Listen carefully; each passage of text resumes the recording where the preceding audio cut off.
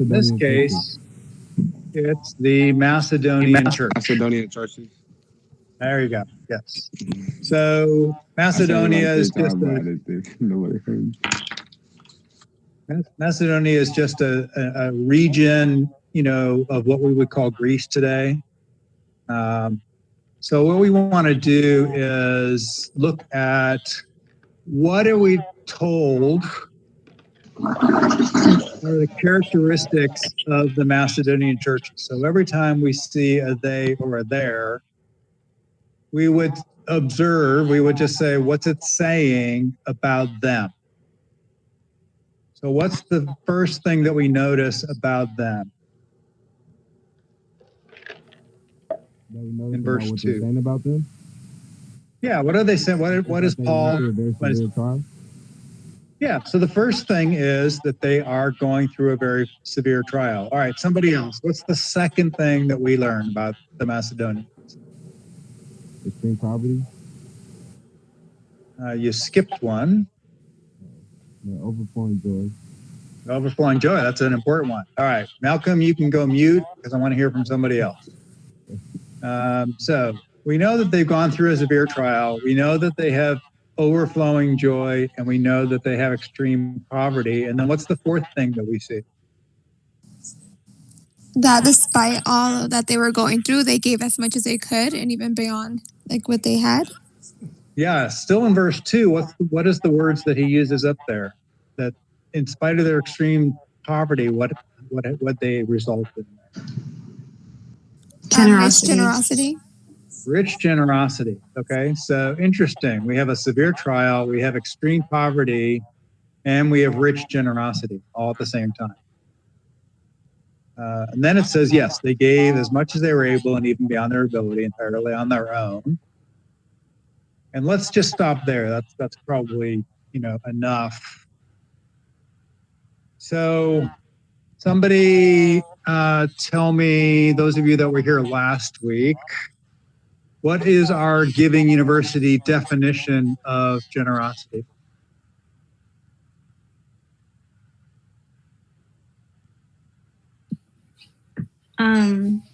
Giving unselfishly.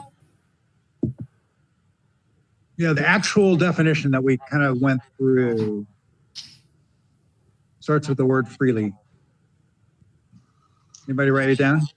Freely giving or sharing things we value for the benefit of others. There it is.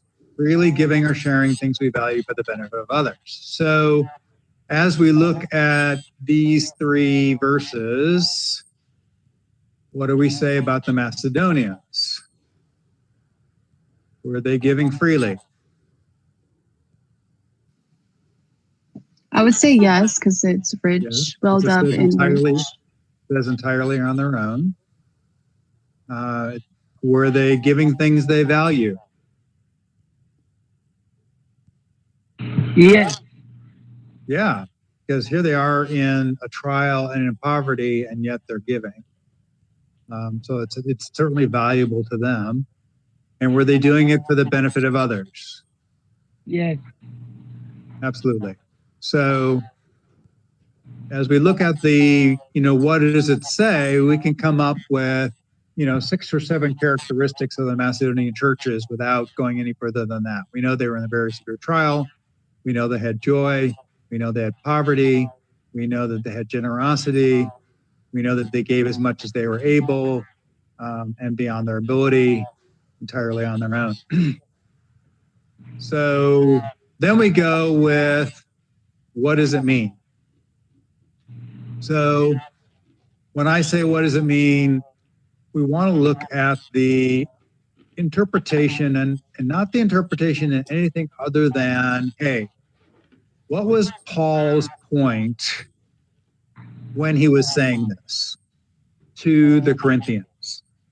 Not what does it mean to me today, but just if I was Paul and I was writing these words, what point was I trying to make by saying these things? Anybody want to venture a guess? Or a thought?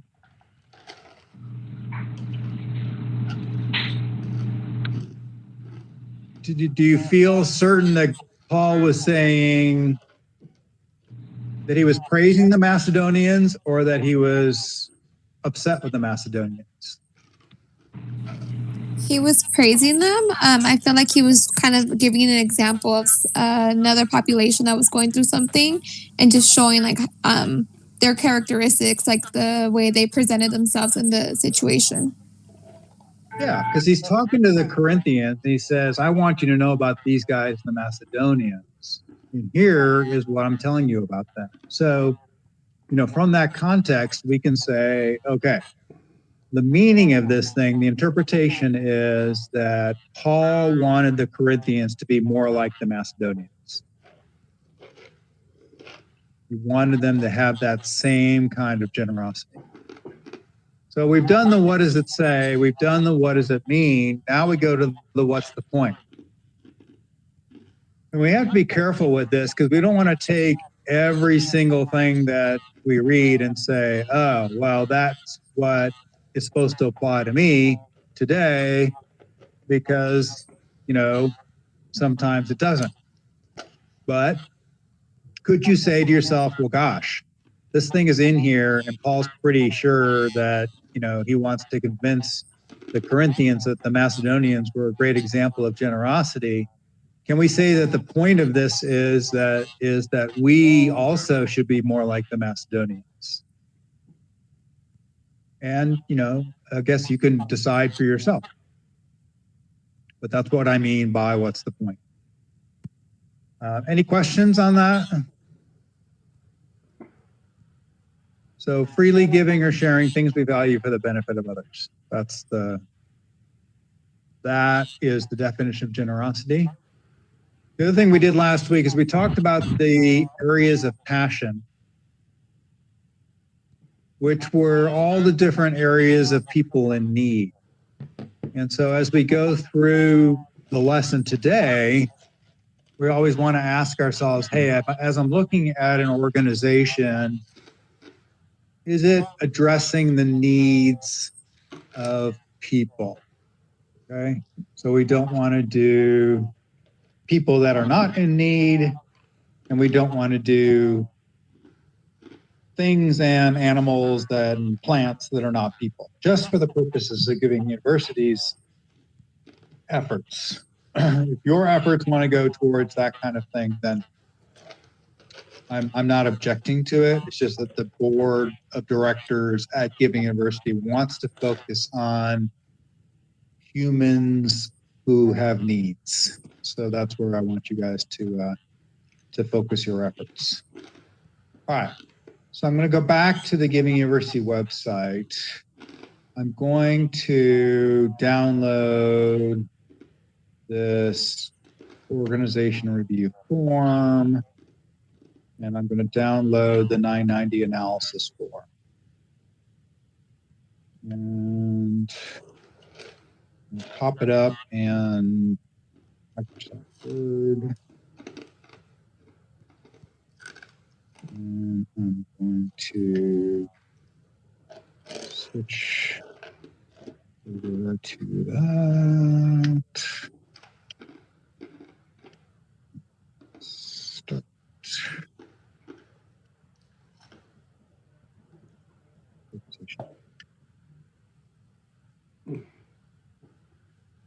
Hey, Johnny.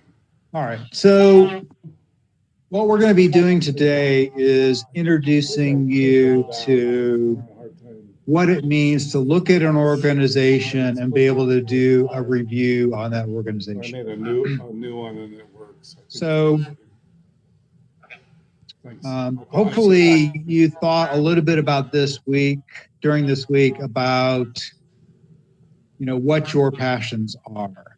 Which one of those types of people in need align with your passions. From there, what I'm going to want you to do is look for an organization that works with those types of people. So we call this a local organizational review. So local means within driving distance of your home.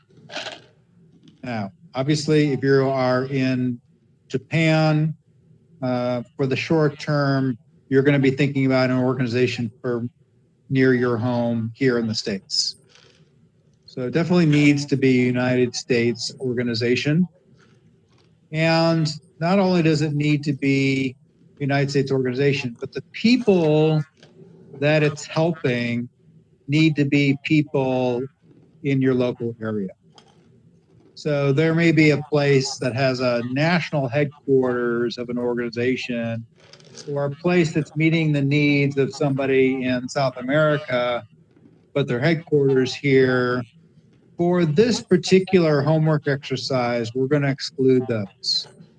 So it needs to be an organization whose recipients are people who live reasonably close to you. Think driving distance. Think, 90, 100 miles max.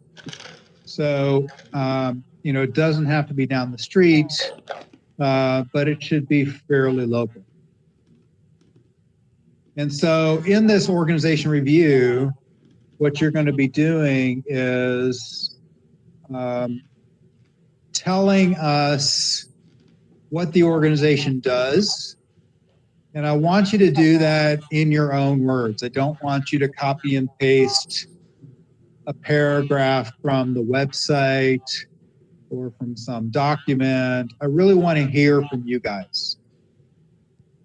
Because in 2 to 3 weeks, I'm going to have you guys present your analysis to the rest of the class. And I want you to be able to do it hopefully without reading, what you wrote. I just want you to be able to speak from the heart if possible. And I know, I wouldn't call this public speaking, but even speaking in class may be, something that gives you minor anxiety, but I would encourage you to just think about it as you're sharing information with friends who are interested in what you have to say. So we're going to talk about what are the main purposes, what are the main activities, what does this thing do? What is the purpose of the organization? And it needs to be more specific than it helps children. What kind of children? How does it help them? That kind of thing. What is the impact that the organization is having?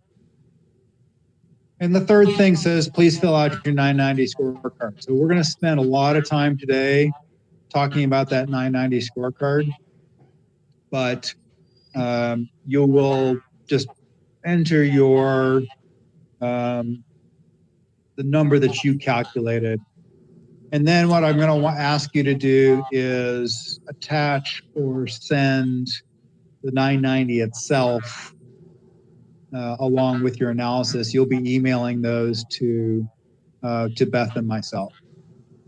One of the most interesting paragraphs in this document is this one, which is, please describe why you selected this organization. So I want to hear a little bit about you. Why was this particular organization of interest to you? Have you been involved in the organization in the past? There's no yes or no, right or wrong answer there, unless you were employed by the organization. If you worked for the organization, then I would ask you to choose a different organization. If you volunteered for the organization, then I'm okay with you presenting that. But I would encourage you to also do this exercise with some new organization, just so that you're comfortable doing an analysis. And that's really all there is to it. So it's a fairly simple form. It's not, 5,000 word essay. It's really just, I want to hear from you. I want to hear from your heart. I want you to make sure you understand what the organization does. So before I go to the scorecard, I want to walk you through how we do an analysis. So I'm going to share a tab here.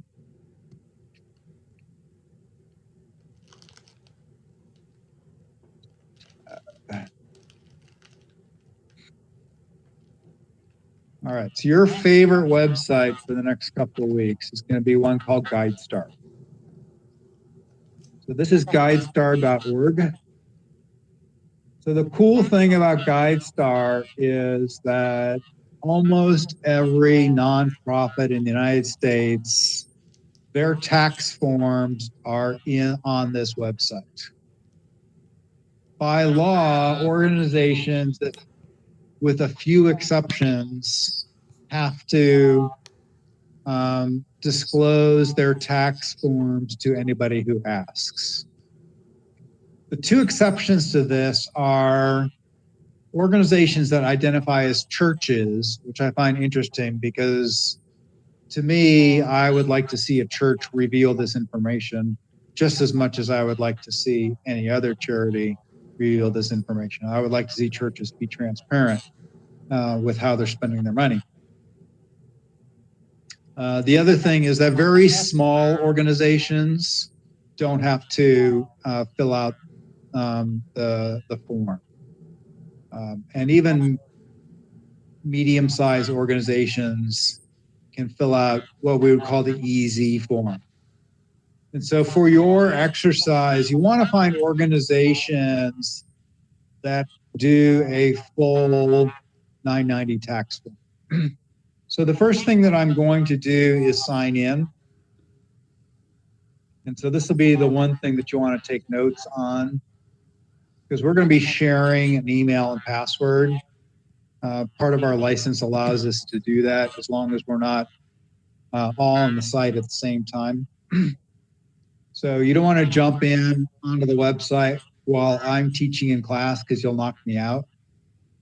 You'll just want to use it during your homework time. So the username for this is givinguniversity.cox.net. Can you guys see that? And then the password is giving you. So it's these first couple of letters in here, GIVINGU is the password, giving you. So if you don't sign in, they're not going to give you nearly as much information.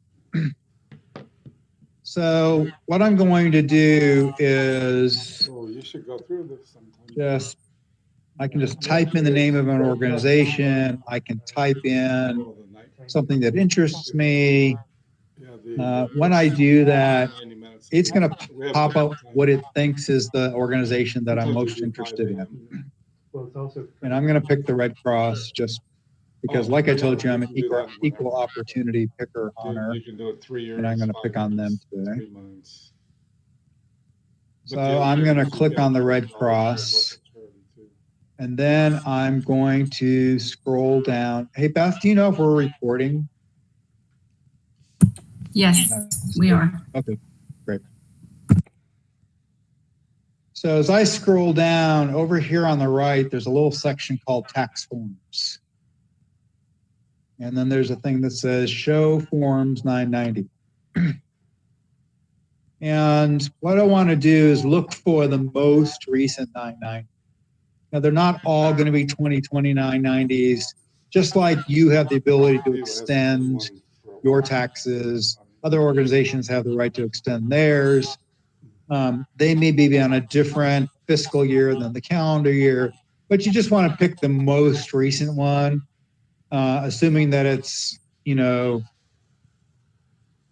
it's older than 2018, I would be worried that the organization's not around or not keeping up very well. But Red Cross has got the 2020 990 supposedly, although in green up here it says 2019.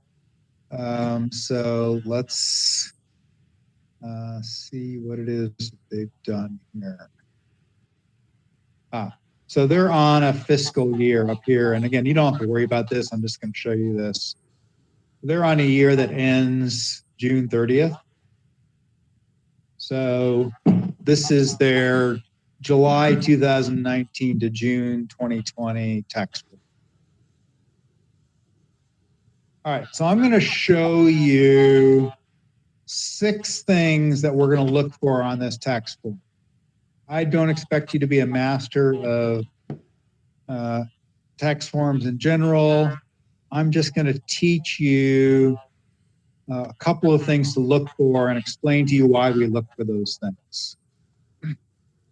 So the first thing that we want to look for is this thing called program service revenue.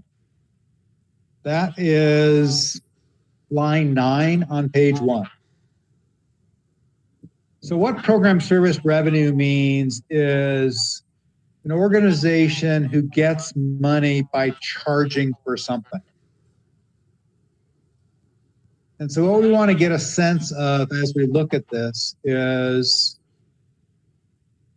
how much of the money that's coming in into the Red Cross is coming from things that they're charging people for versus how much is coming from somebody being charitable and writing a check. Anybody want to venture a guess as to why we care about that?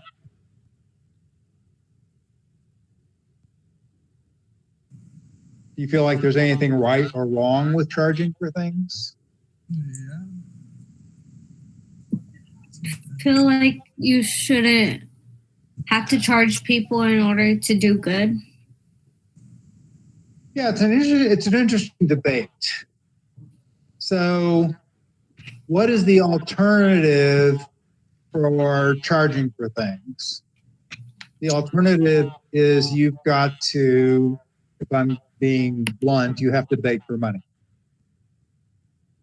So if an organization is able to do good and they're able to charge, not necessarily the poor people or the people in need that they're addressing, but they're able to charge somebody for something and make some money and have that pay for what they're doing for the people in need, that's not all necessarily a bad thing. Okay, I'm not being down on people that charge for things if they're not charging, the real poor people that are in need. If they're charging poor people for something, then hey, that's not really being charitable at that point, unless they're charging way less than what the norm would be. So around here, there's the biggest shelter for the homeless is an organization called the Orange County Rescue Mission. And as part of the program for the rescue mission,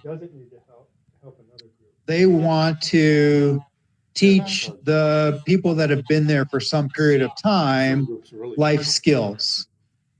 And so included in teaching them life skills is charging them rent.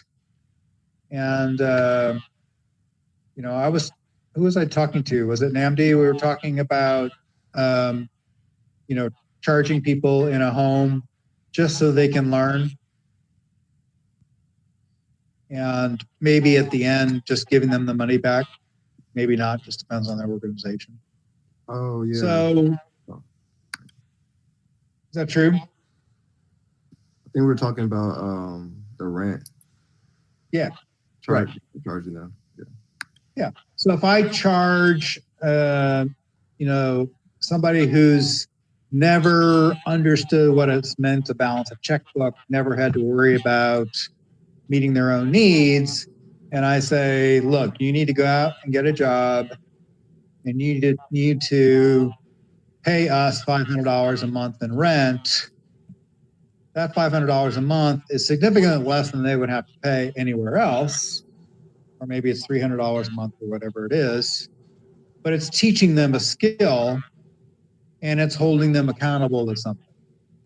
So that would fall under this program service revenue. And again, it's not all bad. We just have to understand what it is. But if I look at this total revenue down here on line 12, what do we see is the total revenue for the American Red Cross? I can't see the document. Not sure.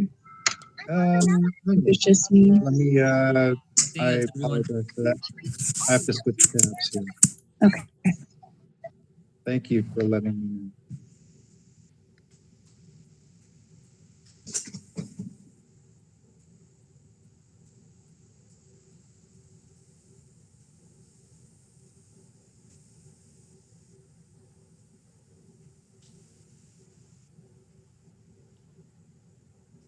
You see it now?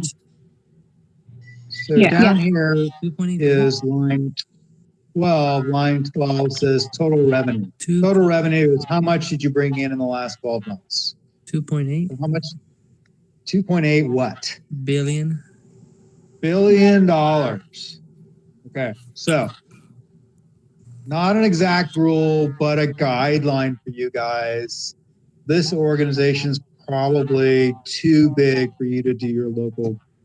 This is obviously not a local organization. It's national. It's an international organization. So it wouldn't be valid for you to do your org review anyway. But what do you think the issue is with an organization that is bringing in $3 billion a year? They may be doing great stuff. I'm not saying that.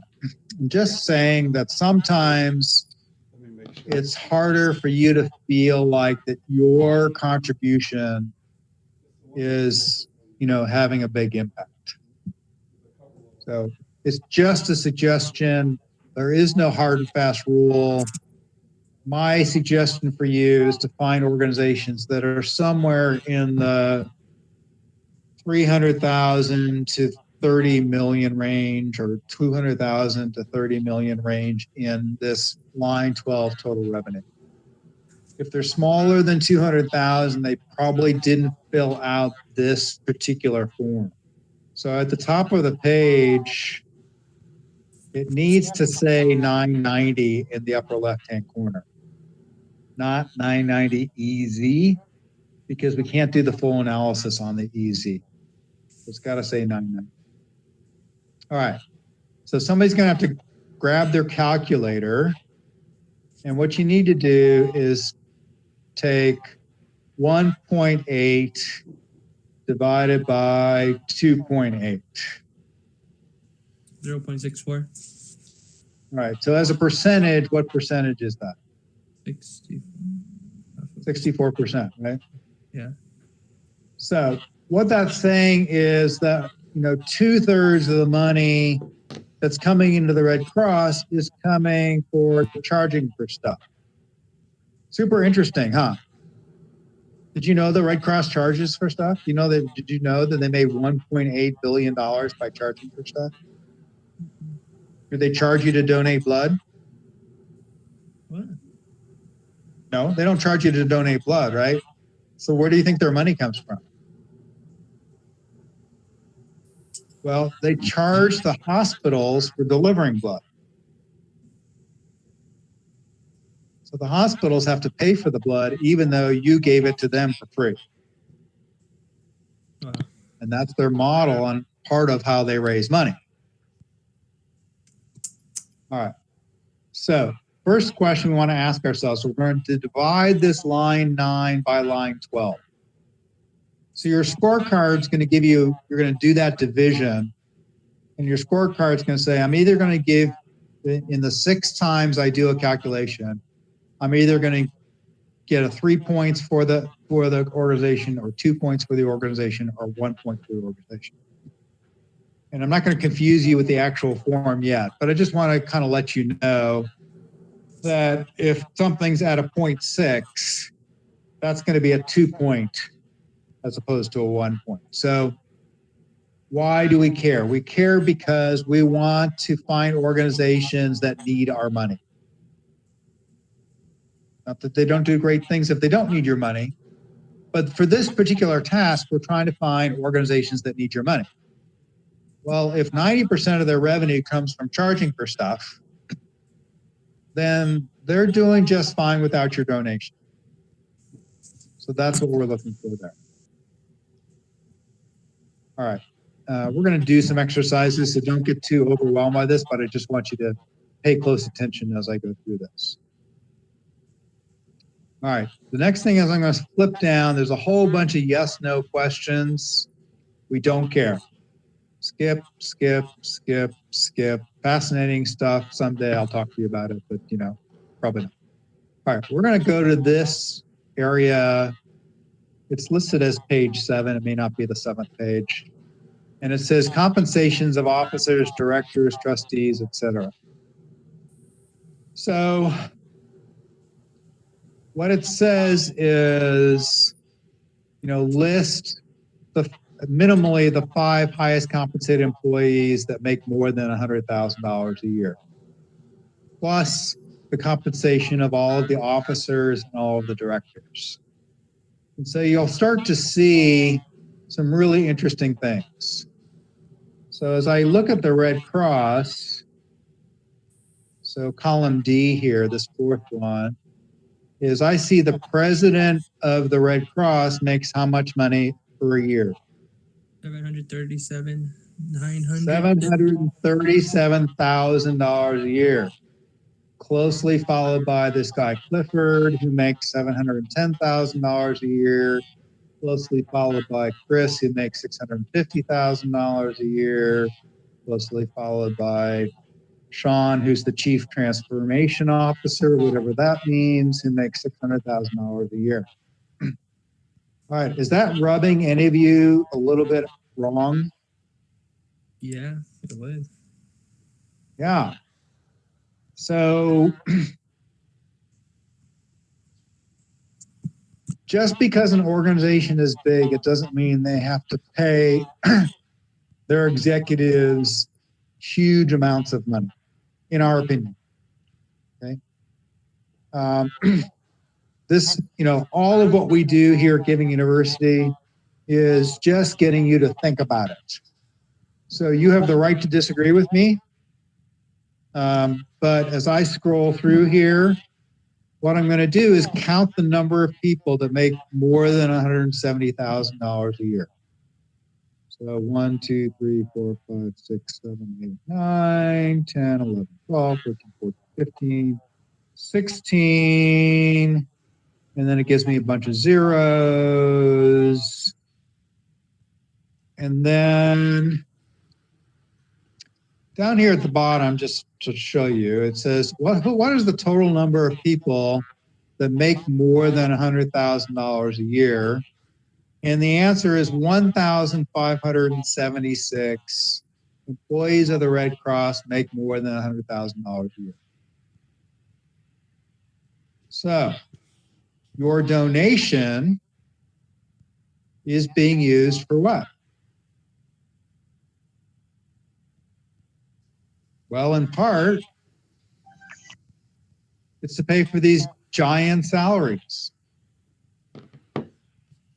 Now, again, they will argue, hey, these people were doctors. Doctors make a lot of money.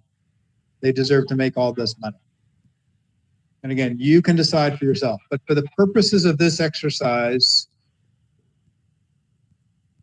we're going to count the number of people that make more than $170,000 a year. And I guarantee you that if it's this many, they're going to get 1 point on that item in the scorecard. Hey, Steve, Yes, Dan. how many did you say was over 100,000? 1,576 people make more than $100,000 a year Okay. that are employed with the Red Cross. Okay, thanks.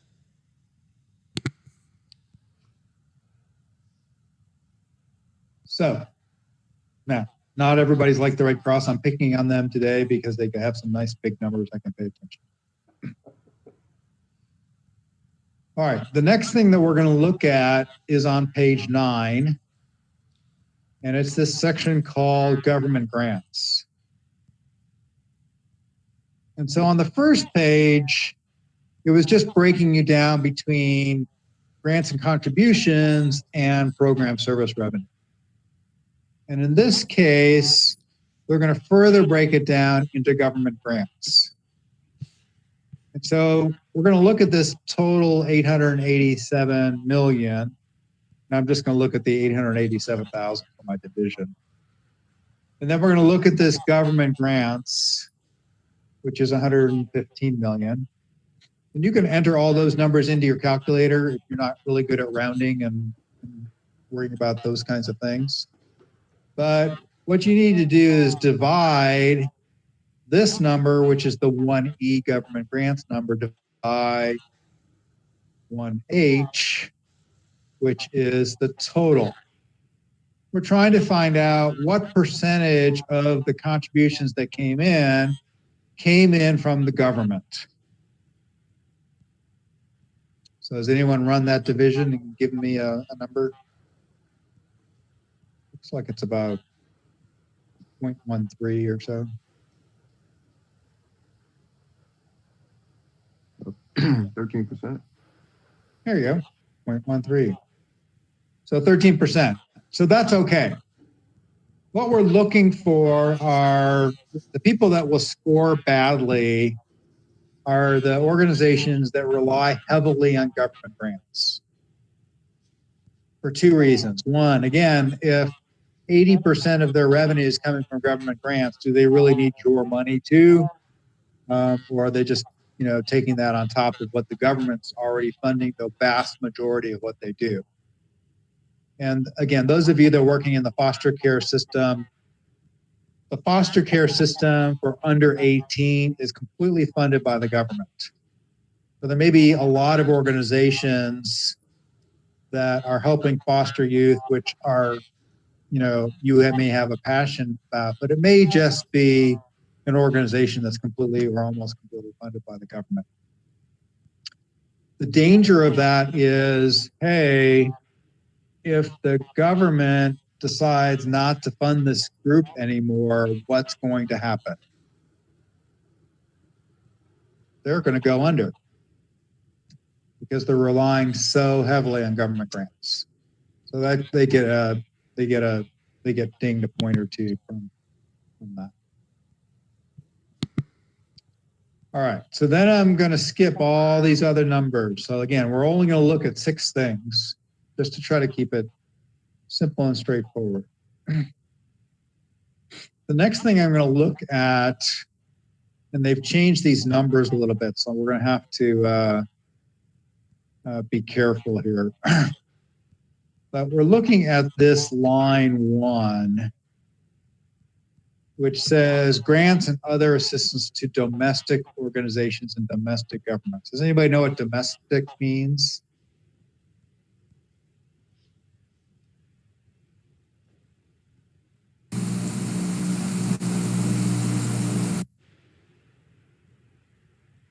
Domestic, what do you think they mean by domestic in this case? Domestic in this case means other nonprofits in the United States.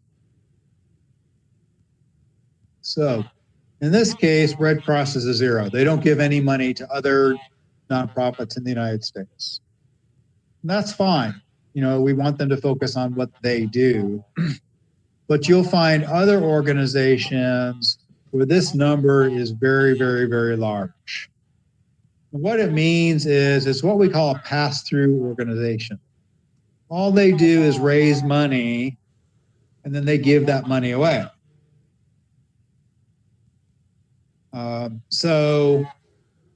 But the danger of that is that they're sort of a middleman. So they raise money, but they need 10 or 20% of that in order to do their thing, and then they give that money away. So if you give $100 to this or to an organization that has a high number in line 1, then you're only giving 80 cents on the dollar to the real needs. So organizations like the United Way, their primary purpose is to raise money for other organizations. So what I would encourage you to do is to find the organization that the United Way is giving to and give directly to them instead. So there's a division here, so I have to scroll down so that you can see it. So all the way down at the end of this thing is line 25. And line 25 is the total on this page. So So I need to divide this total $2.6 billion. I need to divide line 1 by that. So fortunately, line 1 is 0. So 0 divided by anything is 0. So I know that 0% of their money comes from from giving to other organizations. All right, and again, I'm kind of going through this, and we'll do it many times, but I just want to kind of walk you through what we're looking at. Now, do you notice that there's 4 columns to this thing? Let me zoom in a little bit more here. So if you can see that, line A says total.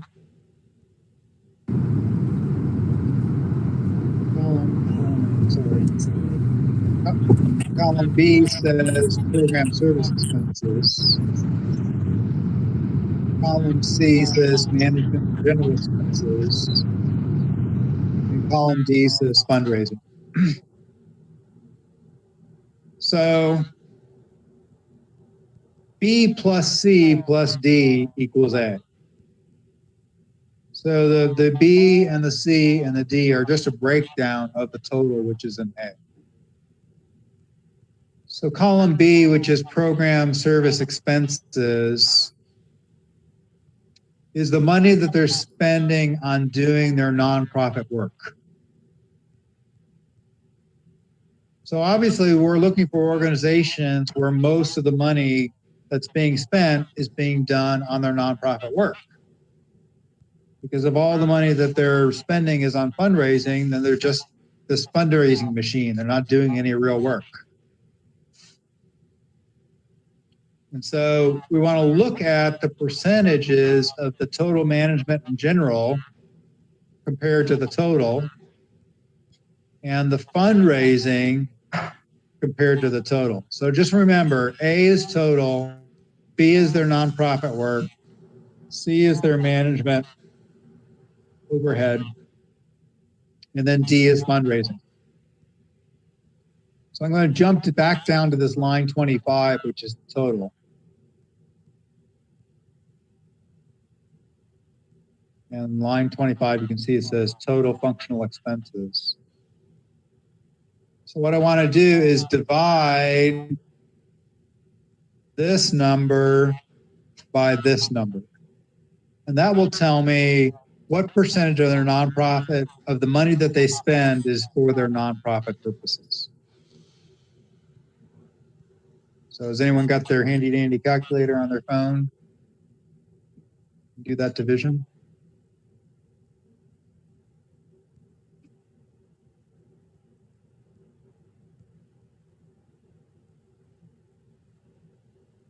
You guys are all quiet today. I know this is the math stuff, which, you know, can be tough for some people.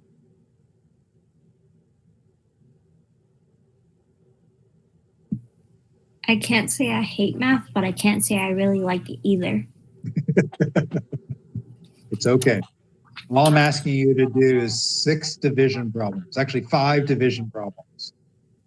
So 2421 divided by 2683. You learned how to do this in 2nd grade, so it was not advanced. It says 0.90. Yeah, so 90% of the money that they spend, they say, is for their nonprofit work. That's a really good number. Okay. Generally speaking, rough numbers, we're looking for at least 80% over here so that we can keep 10% over here and 10% over here. So I look at this larger number just for fun. Somebody do 172 divided by 2683.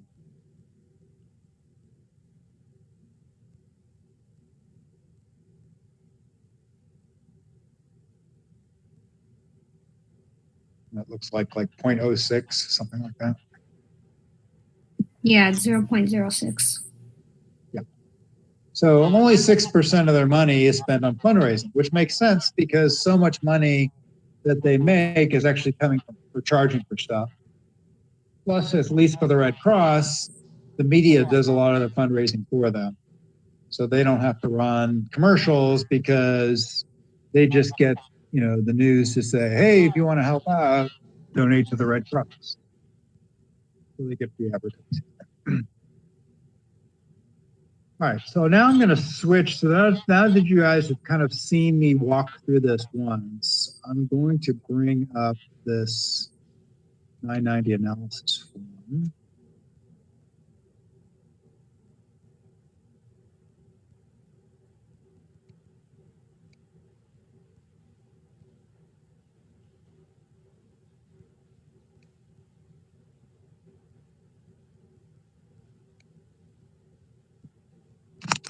I know you're still seeing the old screen. I'll just get it set up.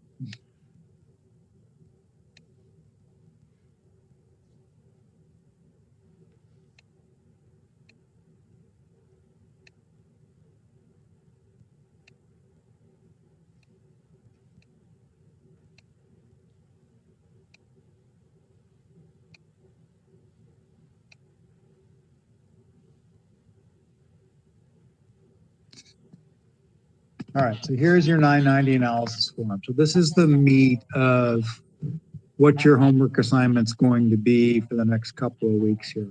And again, it's just for five division problems and one count. All right, so the first one we're going to do is on page 1. We're going to divide line 9 by line 12. Okay, what that did was tell us how much of what they do comes from charging for stuff. Because if they're able to charge for stuff, more power to them, as long as they're not charging the poor, then they're able to fund themselves without having to ask for money. So it's okay, generally speaking. It's just that they don't necessarily need our money. So we give them a low score for our analysis form. Doesn't mean they're evil, doesn't mean they're bad. It just means they're less in need of our money. So you'll give them a 1 point if there are, more than 0.8, 2 points if it's somewhere between 0.6 and 0.8, and 3 points, which is the highest, if they're less than 0.6 when you do that division. The second thing that we're going to do is we're going to count how many people earn more than 170,000. Okay. So it says if there's more than 3, they're only going to get 1 point. Now, what you may notice in some of these 990s is that they've left that page blank. And what they're trying to do is trick you, and they put all of those salaries on the last page of the document or near the end. So if you can't find any, send one of us an email, and I can let you know if there's another page in there if you can't find it, where they're trying to hide salaries, because people are starting to get smart on this stuff, and so they have to be careful about this. But if it's more than 3, they're only going to get 1 point. If it's 2 or 3, they're going to get 2 points. If it's less than 2, 0 or 1 people that make $170,000 or less, then for the purposes of our scorecard, they're going to get 3 points. You personally may decide that that's too much, or you may decide for yourself that you would allow them to make more than that. Again, this is just to get you to think about it. But to fill out this scorecard, I'm going to want to make sure that you follow these rules so that you understand those rules. And then later, you can look at your judgment call. The third thing is looking at how much of their funding comes from government grants. So remember, we looked at page 9. We looked for the line, it was 1E. To see the dollar amount for the government grants, we divide by the total number of contributions and grants. If it's more than 0.8, they're only going to get 1 point for this. If it's between 0.6 and 0.8, they're going to get 2 points. If it's less than 0.6, they're going to get the most number of points, which means they need our money, and they're not heavily relying on the government for their money. The fourth thing in the scorecard is looking at that top line on page 10. And we're looking to see how much of the money that they bring in just goes back out to other nonprofits. Because if they are, then they're just being a middleman, and we would rather our money go directly to the organizations that are helping people in need, not the organizations that are raising money for the organizations that are people in need. So if it's more than 0.8, they're going to only get 1 point. Most of their money's coming from government grants. If they're less than 0.6, they're going to get 3 points, which means, you know, less than the majority or less than a little bit more than the majority of their money is coming from government grants. They're still relying on our donations in order to do their work. And then if somewhere in the middle, they're going to get 2 points. Sorry, down here, but same percentage. All right, the fifth and sixth part of the scorecard is looking at those 4 columns at the bottom and trying to see how much of their total spending is coming from management, how much of their total spending is coming from fundraising. So we divided the third column by the first column, and we're looking for these numbers. So if it's more than 0.15 or 15%, we're only going to get 1 point. If it's more than 0.1 or 10%, but less than 0.15, they're going to get 2 points. But if they're under the 0.1, they're going to get 3 points. And then we're going to do the same thing for the fundraising. All right, so a lot of information there. I'm going to go through another example. I'm going to try to apply this thing. I think what I'll do is try to share my entire screen so that we can kind of walk through this thing together.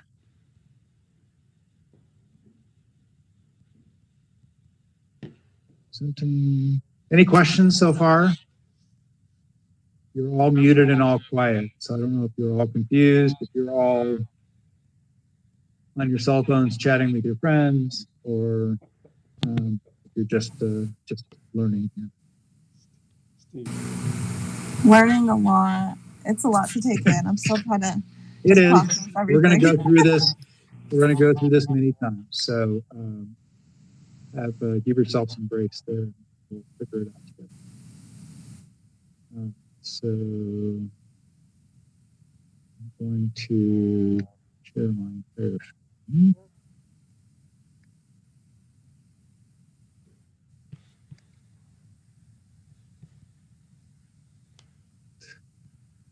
So at the top, I am looking at GuideStar.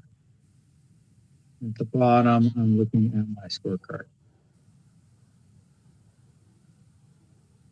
All right, so I'm going to go back and I'm going to pick another organization.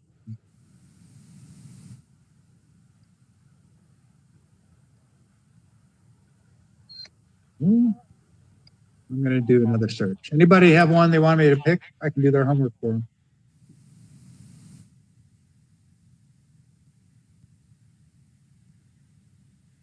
Or just curious about an organization? His Little Feet. His Little Feet.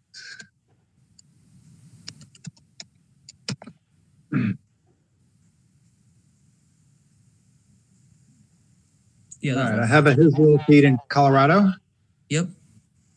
All right. So if you live in Colorado, you can use this organization. If you don't, pick a different. Let's grab. I'm going to scroll down. I'm going to look for this section over here on the right that says tax forms. I'm going to click on show form 990. I'm going to click on the 2020 990. It's going to pop that up. I'm going to zoom in a little bit. All right, so the first thing I'm going to check is to make sure it actually says 990 up here. It doesn't say 990 EZ. So far, so good. So as I'm filling out my document, as opposed to just my scorecard, I can see what do they do. They exist to help love, train, and train orphan and vulnerable children worldwide. So if it's worldwide, then we have to ask ourselves, do they have a local branch that's helping people in my area? If they're only helping people far away, then that may not get approved by the board as a local organization. So you just have to watch. All right, so the first thing it says is divide line 9 by line 12. So here's my line 9, program service revenue, and it's 23,926. Divided by total revenue, and I'm going to look at the numbers on the right, which say current year, 697,756.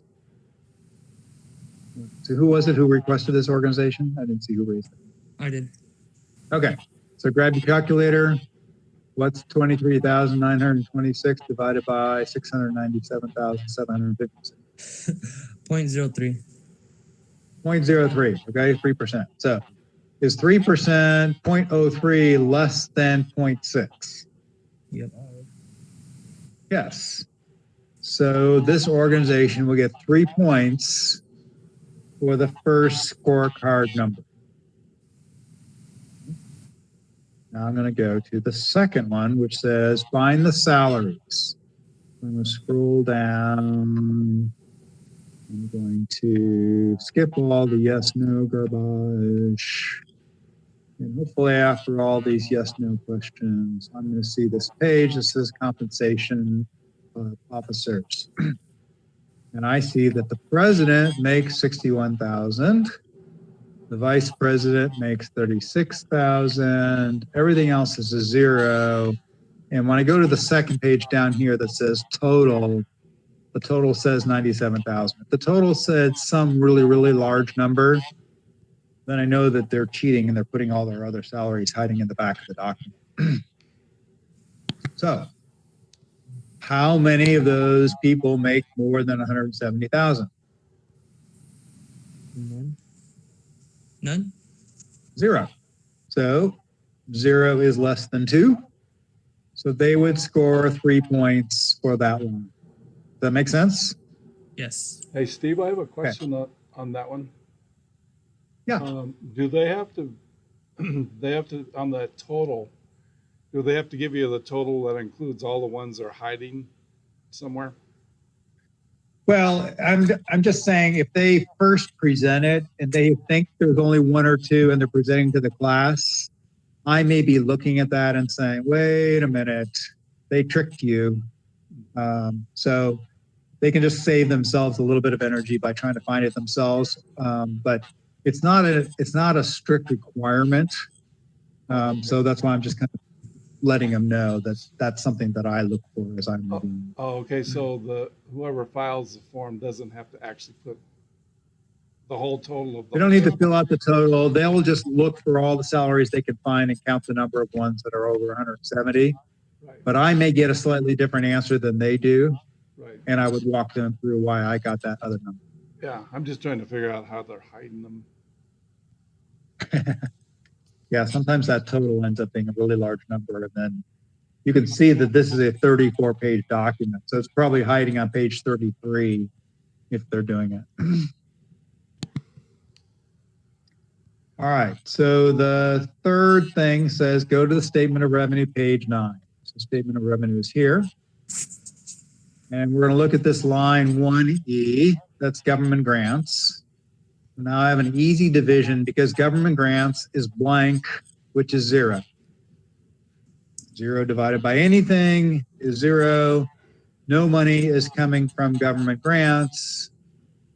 So therefore, this requirement here, which says, is it less than 0.6? Yes, 0 is less than 0.6. They get 3 points. So far, I've got 3 for this one, and 3 for this one, and 3 for this one. We're doing good so far. Now I come to the fourth one and says, go to the next page and look at line 1.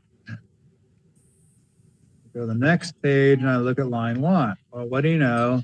Line 1 is also blank, which means 0. 0 divided by anything is 0. 0 is less than 0.6. They get 3 points because they're not sending any money to other organizations. They're using the money for their own purposes. So they get the full 3 points for that one. And then I'm going to go down to line 25. And I'm going to look at column C and column D and divide by column A. So what is 48,000 divided by 644,000? So 0.08-ish? 0.07. 0.07. Okay. So 0.07 is less than 0.1. So they get the full 3 points there. And then 32,000 divided by 643,000 is 0.05. 0.05 is less than 0.049 something. What is it? Yeah, 0.96. Yeah. Yeah, that's 0.05 in my book. My brain is, like how Beat Shazam is, are you better than, the app? I play Beat the calculator, try to do it in my head faster than someone can type it in. All right, so we're at 0.05. 0.05 is less than 0.1. So for this organization, they get 3 plus 3 plus 3 plus 3 plus 3 plus 3. They get the perfect score of 18. Okay, that's a great score for that for an organization. Okay, so here's the interpretation of the scores down here at the bottom of the page. I got a question. It says, if your organization scores 17 or 18, it is likely to be approved by the board as long as it meets the other requirements. It's a full 990 organization. It's dedicated to serving people in need. It's working for people in your local area. If it scores a 15 or 16, you're in the gray area. You're going to have to do some convincing as you write your document. Like why, was it off by just a little bit? Or why do you think it only got a 16 or a 15? And talk the board through it. We've approved a lot of 15s and 16s, so don't be too disgruntled if that happens, if you're really passionate about the organization. But if it's a 14 or less, I can almost guarantee you it's a no by the board. So you'll have to find another organization. I have a question. Yeah. You said it has to be locally, right? But it's in Colorado. But I personally have experience with some beforehand. I don't know if that, if I can make my case for that, because I personally had a personal experience with that organization. Were you in Colorado at the time? No, they came to us when to my old church, my hometown church, and that's how I got to know all of them. Yeah. So if they do work in your local area, then there's some chance that the board will let that go, but it's not guaranteed. Okay, yeah, because like I said, they came out here. Like I said, I can just go on about it, but they just came here. They came to our church, and we just had to house them. We didn't, they couldn't get hotels or anything like that. We had to house them. That's how the personal experience I had with that organization. Yeah, if you can show why you're passionate about it and state your case. I don't make any guarantees because I'm only one of the board members, but that stands a good chance as long as they're doing work in your local area summaries. Okay, for sure. Hey, Steve. Yeah. I think Namdi had a question as well. Yeah. I was just gonna ask, from the divide C and A and then B to A, is it the left side or the right side number? So as you look at this, you're going to take this third column, column C, divided by the first column, column A. So this is the A column, this is the B column, this is the C column, this is the D column. The A, B, C, and D, when you're looking at the full page, you'll see it because it's up here at the top of the page. You see where it says A and B and C and D here. But it's column 3 divided by column 1 and column 4 divided by column. Okay. I was looking at like the actual A, B, C, and D. Okay. No, it's not in the line 24. It's the line 25.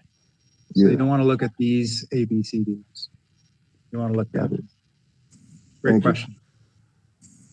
And the rubric that you guys send out for this assignment is amazing too. It broke down and made the assignment really easy for me. Like it breaks down like which columns are which and where to look. Like are you guys going to send out that rubric? We'll do this enough times that hopefully you can do it. But again, tax forms freak some people out. I get it. So, if you can find somebody else on the team and you two want to work together and to do your two organizations together, you can do that. If you do as much work as you can and you want me to check it over, you can send me a draft of what you've done and saying, hey, does this look right? Again, it's not necessary that you're the one hitting the calculator buttons, but it is important to me that you understand what it is that we're looking for and why we're looking for those things, why those are important to us. Because we're not just picking numbers at random to look at. The scorecard is to help us identify, is this organization having an impact? Is it worthy of my dollars? That's what we're going for. So would you rather give to an organization where your $50 has $20 worth of impact, or whether your $50 has $100 worth of impact? You'd want to give it to an organization where you feel like your money is being put to good use. And part of this exercise is to make that determination. All right, so I want you guys to start thinking about this. By next week, I want you to at least have gone on GuideStar, and I'll send you the slides this time through since we'll get caught up. And so you can look at the slides and the I think it's also written out in the handout. And the scorecard, which you can download from the website. So it's all there. And these aren't due technically until week 5, and this is week 2. So you've got 3 weeks to find an organization, run the numbers, and find at least one organization that scores 15 or higher, preferably 17 or higher. Who else has a question?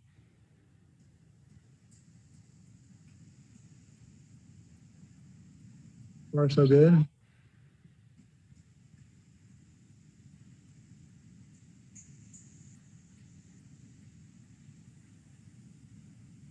All right, so let's kind of go through the slides here.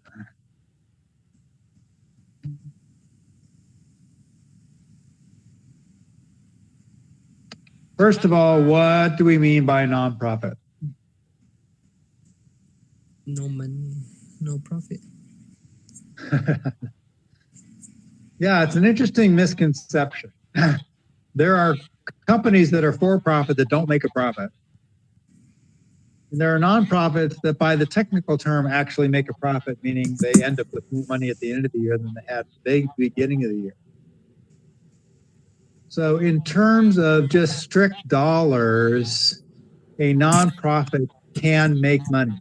It can charge for stuff, and it can end up with more dollars at the end of the year than it had at the beginning of the year. So that's not what makes a nonprofit. Interestingly enough. Can a nonprofit pay its employees? Yes, if we can fill the form. Yes. If they get a reasonable salary for what they do, and if those employees are doing good work, then they deserve to be paid. Not everybody can be completely volunteer based. So we don't think that salaries in general are bad. We just think that really high salaries is questionable. So if it's not that they make money and it's not that they have to have all volunteers, what makes it a nonprofit?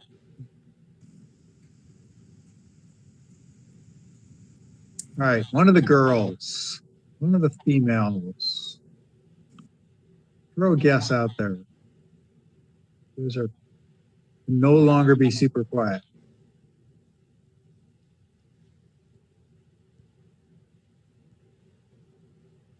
Nobody has a guess? I'll give you a hint. It has to do with what they do.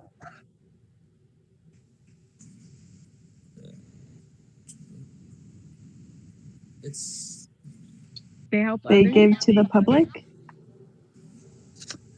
Yeah, so their nonprofit purpose has to be something for what's called the benefit, the public benefit. In other words, they have a noble purpose. That's what makes them a nonprofit. There's a couple other technical things, but that's the main thing. They're trying to help people in need, or people or animals or seals or forests or whatever, but something noble, something. And so the money that it spends have to be in line with its purpose. So if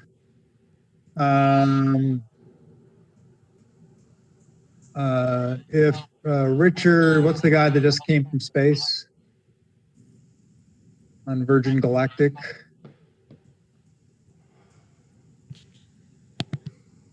We know him as Richard. Richard, King Richard. So if billionaire Richard goes to this organization that what do we call His Little Feet, that normally makes $100,000, $200,000 a year, and he gives them $1 billion. What is that organization required to do with that $1 billion? use it. Can they just give it to their employees as a bonus? No. No, they've got to figure out how to use it for their nonprofit purposes, or they have to give it away to other nonprofits. That's what makes a nonprofit different from a for-profit company. If I'm a for-profit company and I get a big contract and I make an extra $1 million, I can divide that $1 million among the employees. I can keep it for myself. I can give it to just the executives, or I can reinvest in the company. But if I'm a nonprofit, I don't have all those freedoms. I have to spend it for what I've been created for. That's what makes a nonprofit a nonprofit. So why do we have nonprofits? Partially because of the tax code. So not every nation has a tax deduction for nonprofits. Not every nation has a process for nonprofits. But what the federal government has done is decided that they want to encourage certain behavior and discourage other behavior. So does the government want you to buy a house? Yes. how do they do that? They say, well, rent you don't get to deduct rent from your taxes, but if you buy a house, then the interest on your mortgage you get to deduct from your taxes, and therefore they're encouraging you to do what you can to buy a house. Whether it's the right thing for you to do or not is another question. But from the government's perspective, they'd rather have you buy a house than rent. So why do they give you a charitable contribution deduction? To help encourage you to give. Why else do we have a nonprofit? What is it that if someone says, I'm a nonprofit and here's my proof of nonprofit status, what does that do for you personally? What does that give you the hope of? Integrity between the companies or between the Yeah, it gives you organizations. the hope that your donation will be used for nonprofit purposes. That's the intent.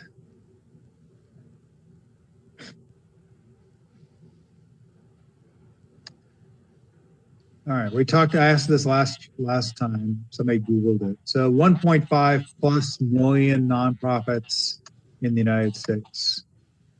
Okay, so we want to find the ones that are worth our generosity. We want to find the ones that are in line with our passions. So hopefully what you did over the past week was you looked at those categories and you said, gosh, which one of those things am I passionate about? Am I passionate about the sick? Am I passionate about those that need spiritual growth? Am I passionate about those that are victims of abuse?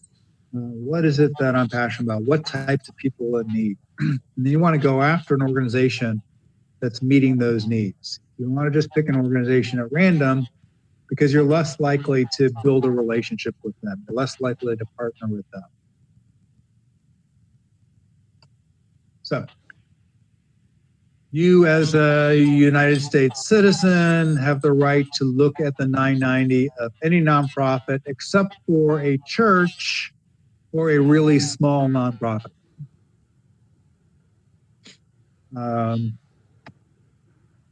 So we don't want to do the small ones, not that they don't do great things. It's just that we can't do our scorecard exercise with those 990 EZs. Don't quite have enough information. Don't have all the columns and the rows that help us do a full analysis. So here is the username and password for GuideStar. I will send you, Beth or I will send you a copy of these slides and the slides for last week so that you have those and you can use them to start your investigations. So we just went through this. You click sign in, you sign in, you pick an organization, you download their 990. We look for organizations that are not too giant. Now, notice this says should. It says should to be, which is wrong. Let's see if we can fix that.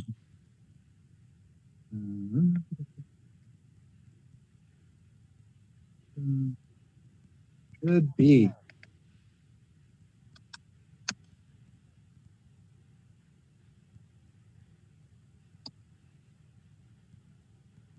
Should be somewhere between 200. It's just a guideline, somewhere between 200,000 and 20 million. If it's 30 million, that's probably okay. If it's a billion, it's probably too big for our purposes. Not that it's not a great organization, but it's too big for our analysis. We're going to divide line 9 by line 12. If it's large, then they don't really rely on our donation. So we're going to fill that out in the scorecard. Here's an organization where 16.2 million is coming from program service revenue out of the total of 17.1 million, and only 20,000 little measly dollars is coming from contributions and grants. So they're going to only score a 1 out of 3 on that one.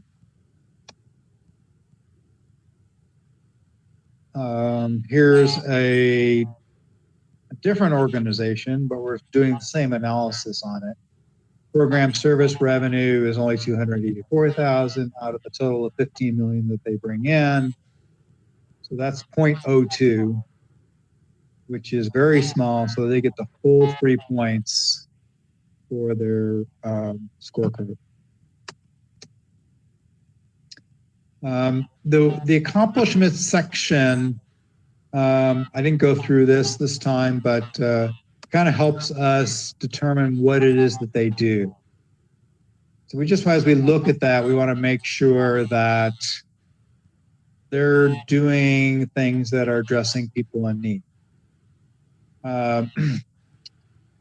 There's a couple organizations that say they are, fighting for abused children, but they're not actually helping abused children. They're going off and suing people. Well, does suing people, really going to help? Does that really, spending the money towards the people in need? You'll have to decide that for yourself. And then, okay, highest compensated employees. How many are more than 170,000? Again, if it's only 0 or 1, they're going to get the full 3 points. If it's 2 or 3, they're going to get 1 point. If it's more than 3, they're going to get, if it's 2 or 3, they're going to get 2 points. If it's more than 3, they're only going to get 1. So you'll end up with a score somewhere between 6 and 18. You're shooting for 17 or 18. 16 is okay. 15 maybe okay. Less than 15, probably not okay. Here's an organization where 2 salaries are above 170,000. Ross Turner and Christy Turner. I look in the fine print. I learned that Christy Turner is Ross Turner's wife.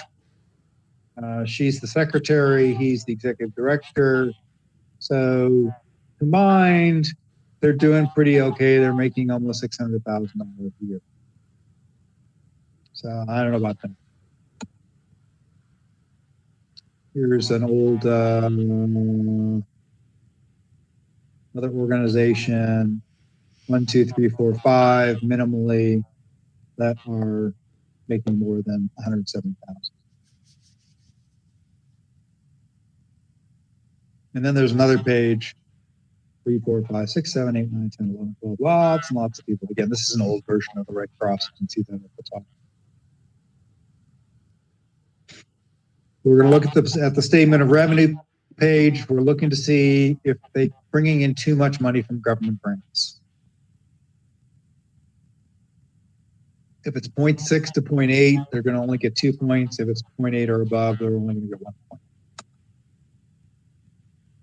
So here's an example where it's 0.78. So they just squeak by with 2 points. A little bit larger, they would have gotten only 1 point. Functional expenses, we're looking for pass-through organizations here, where most of the money that they bring in is just going to other organizations. So here's an organization where there's $2.3 million going to other organizations, but their total spending is 57 million. So that's only 0.04, so they're good there. So it's not just a high number, you really have to do the division.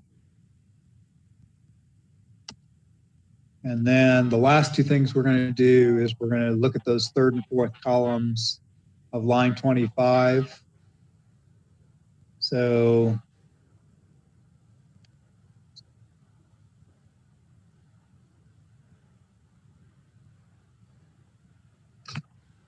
here I see that both of the numbers in column C and column D are less than 0.1, less than 1%.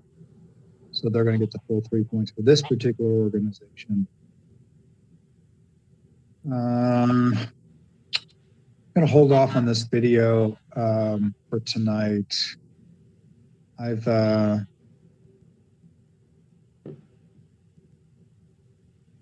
thrown so much math at you, and I'm worried that I have a bunch of glazed eyes and I don't even see most of your eyes. So,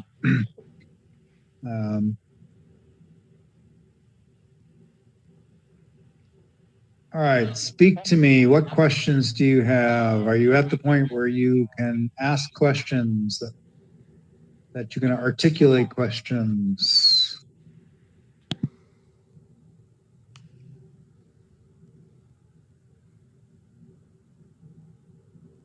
Nobody has a question. We're all good.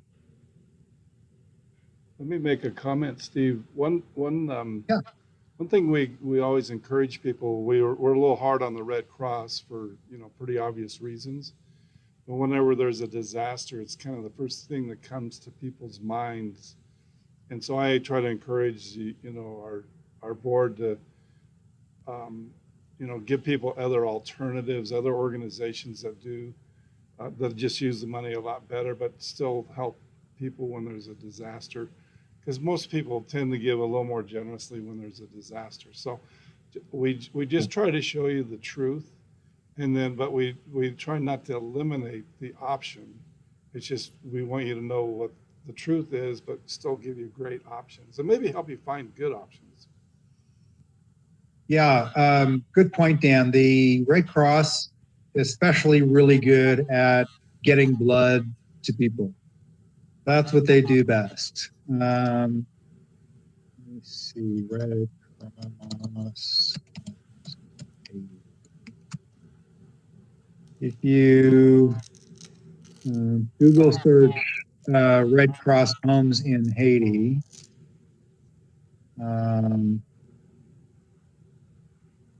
you get this interesting thing here.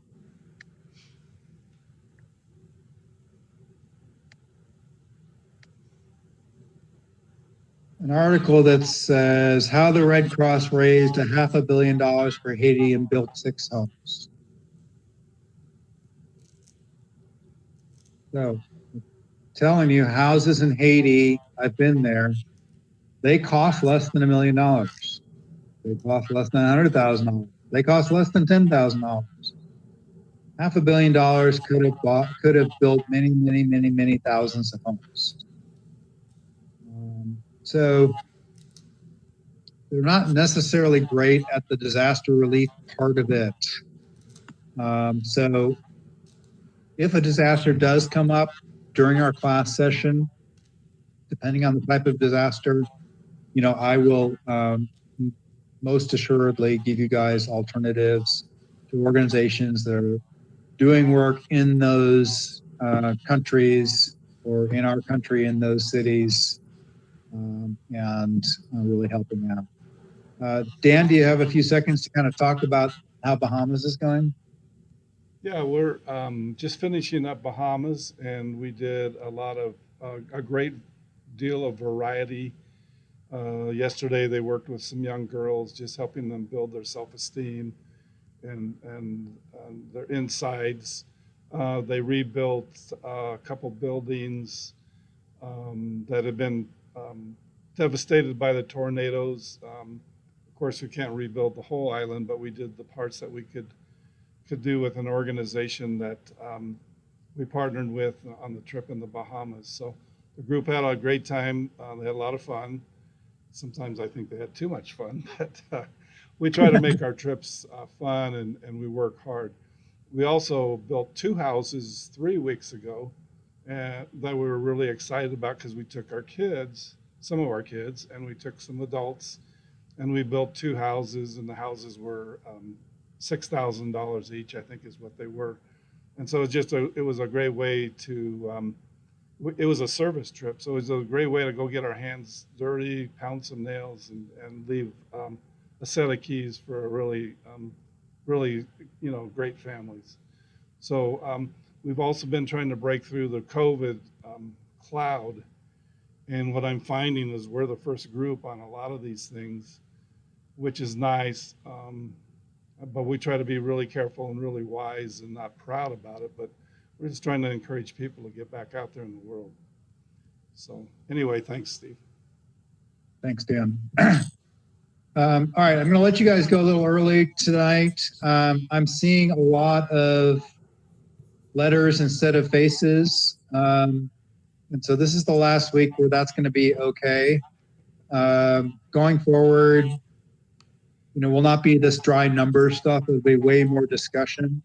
So I'm going to want to see your shining faces. So make sure that your video cameras are working, or you'll end up getting picked on way more if I can't see your shining face. I need to be able to determine whether you guys are getting it or not. And again, I apologize. That was out of all the sessions, that was the one that can be the most dry because we're kind of going through those forms, those numbers. But it's important to be able to learn that stuff. And we'll go through it again a couple of times in a couple of weeks as examples, and have you guys help score the ones that I bring up. So, any other questions or thoughts? Yeah, actually, I have a question. Will the templates that you went over also be like, will you send those to us as well? Yeah, for those of you that made it, let me walk you through that one last time. For those of you that I went through it for some people that were here early.